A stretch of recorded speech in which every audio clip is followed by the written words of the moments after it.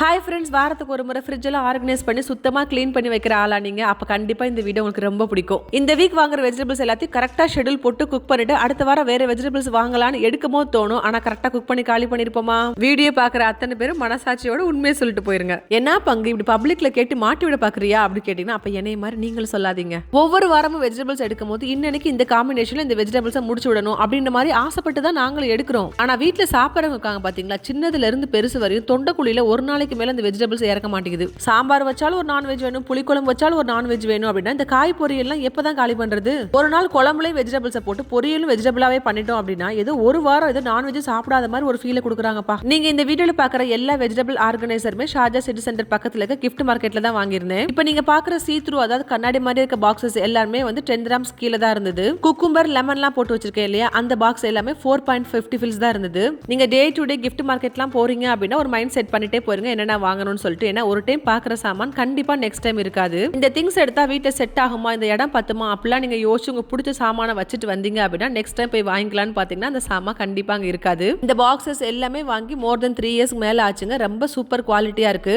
நீங்க போகும்போது இந்த மாதிரி பாக்ஸஸ்லாம் அவைலபிளா இருக்கு அப்படின்னா கண்டிப்பா வாங்கி வச்சுக்கோங்க. குவாலிட்டி ரொம்ப சூப்பரா இருக்கு. இன்னொரு நாள் நான் ஃப்ரீசரை எப்படி ஆர்கனைஸ் பண்ணிருக்கேன்னு சொல்லிட்டு கட்டாயம் கூட நான் ஷேர் பண்ணிக்கிறேன். வாரமானா கரெக்டா இந்த வெஜிடபிள்ஸ் என்னால ஸ்கிப் பண்ணவே முடியாது. கரெக்டா எல்லா வாரமும் வாங்கிடுவேன் அப்படின்னு சொல்லி நீங்க என்ன வெஜிடபிள்ஸ் உங்க வீட்டுல வாங்குவீங்கன்னு சொல்லிட்டு என் கூட கமெண்ட்ல ஷேர் பண்ணுங்க.